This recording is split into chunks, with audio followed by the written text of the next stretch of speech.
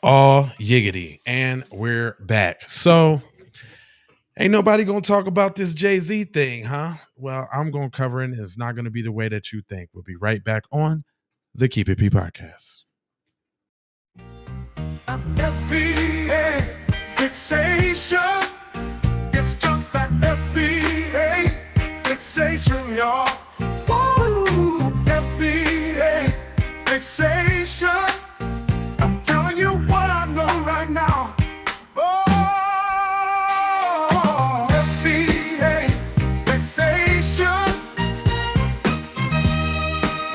Oh, it's a FBA fixation.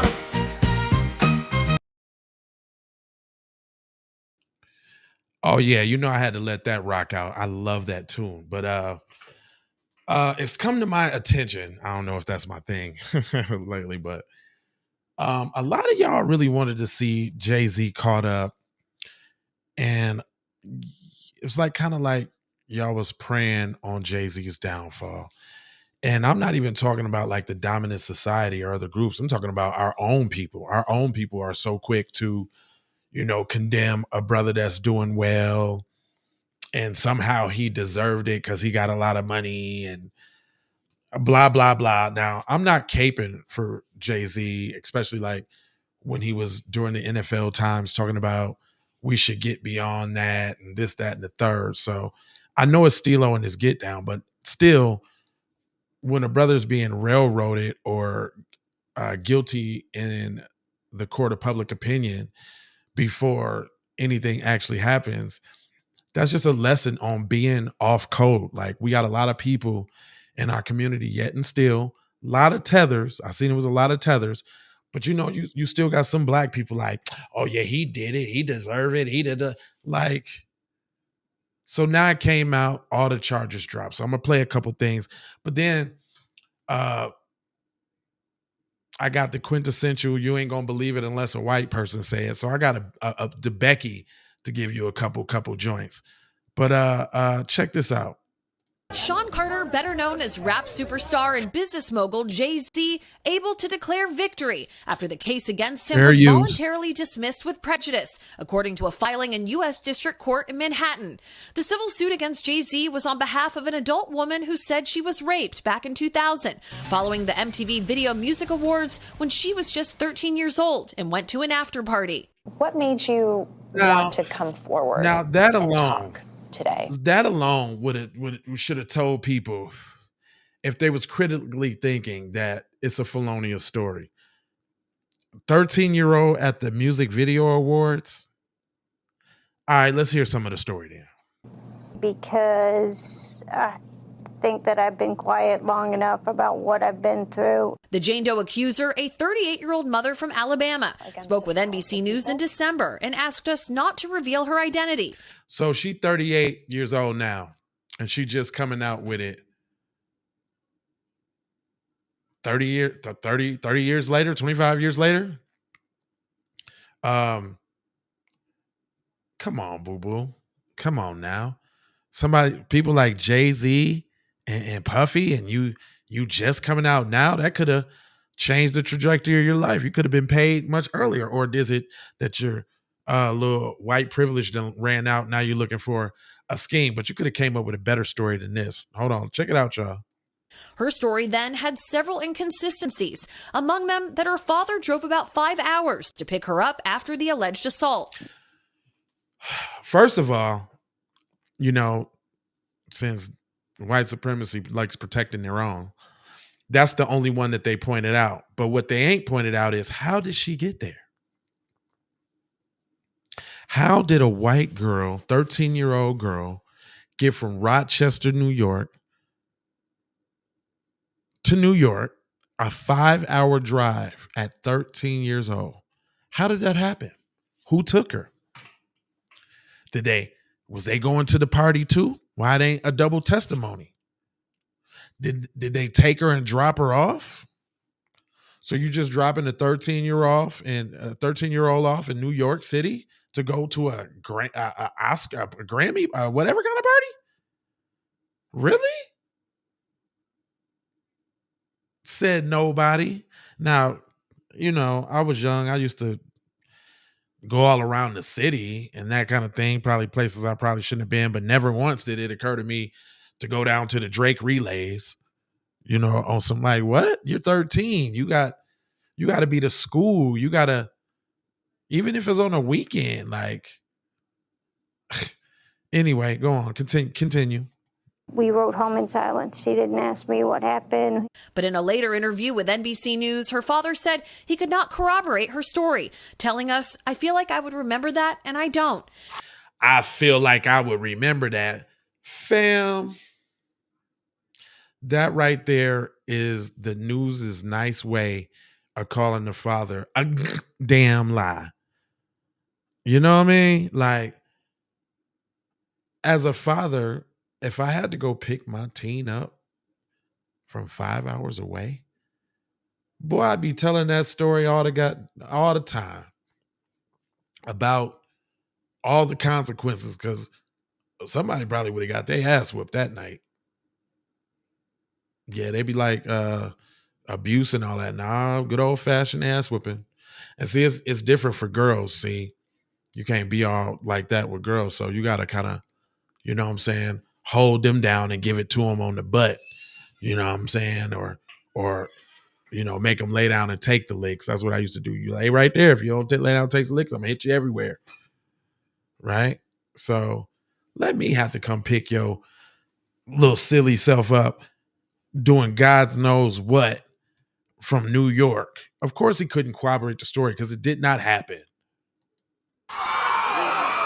Matter of fact, let me just jump to Becky real quick, because Becky broke down something, and I'm like, it is continually amazing me how people outside of the culture can see the blatantness in a situation, but our brainwashing is so that we like just regardless, like we just can't see stuff. But come on, Becky, break it down for me. Hold on. Now, this part that I wanted to come to, is it about like 5 something, but I wanted to hear this. Story is being debunked as we speak. And this is what so many of you have been creaming your shorts over for the last week and saying it was the downfall of Jay-Z because he's involved in some pedo ring with Sean Combs. Honestly, I think Invasion of the Body Snatchers style aliens have taken over a lot of your bodies out there in society, and it's turned your brain to mush. Man. She went to a White House, she says, where she spoke to musicians Benji Madden and his brother. No, she didn't. Talking to Benji Madden about his tattoo. No, you didn't. The Last Supper. You did not. Because I talk have to the Madden brothers. Because guess what? It turns out Benji Madden was across the country. And I've just been amazed at how many of you liberals and leftists and BLM types and people who seeing racism everywhere suddenly went limp on this whole situation. And I don't get it, because what you have here is a wealthy white lawyer, an unscrupulous, I believe, lawyer, trying to basically metaphorically lynch one of the most successful and powerful Black men in the world. Okay, so wow, man, like how could she so eloquently put it like that? And you got goofies up here up and down the timeline. I don't care if the charges was dropped. He did it anyway. He just got money. He just got good representation. Man, just like you will still have fools talking about Michael Jackson. And I do not stand for no Michael Jackson slander or hate, man. I remember I was at a comedy show one time, and this white dude had made a Michael Jackson joke, and I said, I heckled him. I was like, nah, man, ain't no disrespecting Mike. I was ready to take all what he had and all of that. It was a bunch of Black people in there, so he really didn't press the issue. But nah, we ain't having that. That man was investigated by the FBI, who has like a 96, 97% conviction rate. And if they cleared him of all charges, cuz ain't do nothing. Period, point blank. You can't have it both ways. You can't say the law work and be at work, and then they don't work when they don't get the person you think they should. You busters. Anyway, she got a little bit more for you.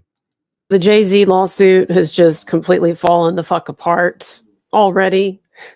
And why is it crickets now? You had all of these people salivating for his downfall in the media and online on Twitter X and everywhere. And That's another thing too, man. One of the things that bothered me about this and all the other high profile black cases is that you will even see um, various white platforms that don't even cover celebrity gossip and that, but they'll jump on the P Diddy, they'll jump on the Jay-Z story.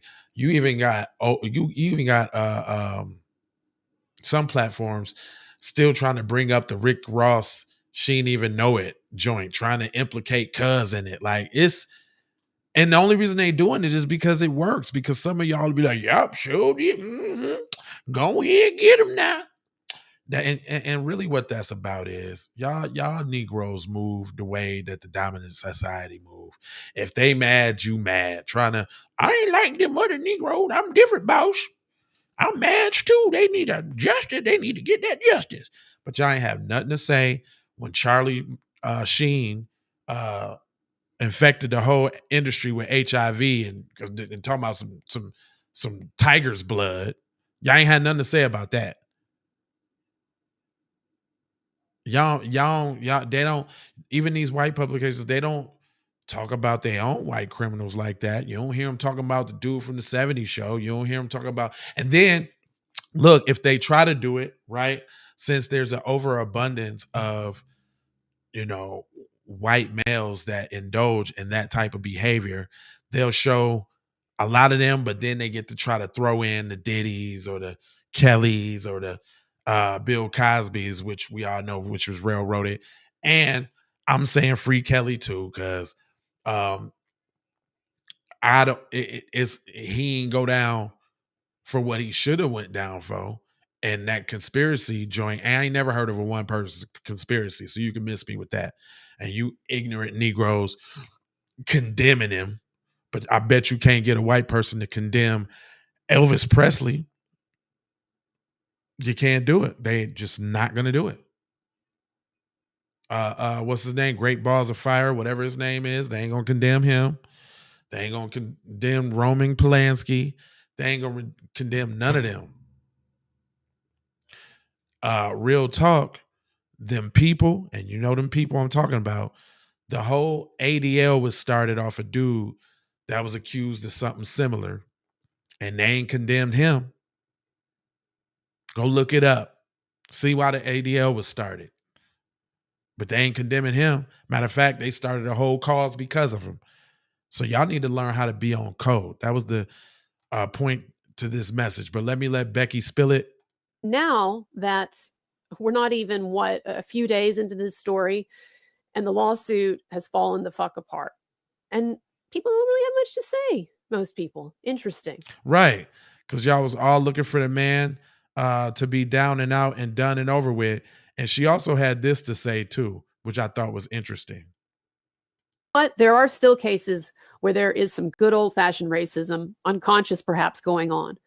And I see a lot of black people turning it against their own. Why so many black people salivating online for the downfall of Jay-Z instead of standing up for due process? But I see some of these pictures floating. Listen, fam, if Molly Becky Thrall, if she can bust it down like that, man, I'm done giving excuses for a lot of y'all, man. Like everybody just ain't gonna make it. That's just really what it is. Let me know what y'all think about that. I ain't gonna hold you, but I'm emoji, fold you, and scold you about being on code. I got 4 words for you. I need you to go ahead and subscribe for the vibes on all the YouTube channels. Shout out to y'all on X, but I need y'all to get over there to YouTube and subscribe to J Lava, Keep It P Podcast, Keep It P Podcast Raw, Von Savage Media, so you can catch this content and you can interact like with the chat because I talk back. I need you to hit the like button. That boosts it up in the algorithm and send it out to more people, just like a comment do. Even if you just leave 3 words, you are ugly. Put that in there. That's fine. And then listen, you got most of my audience is woke and on that knowledge, but a lot of people ain't. And the reason why I woke up is because somebody left a little dust trail of some knowledge that I picked up and got into it. So this might be that video or this might be that channel. Go ahead and share it if you care about getting black empowerment everywhere. please do that on the platforms that we own, Jones. And just to bring it all the way to the crib, hold on.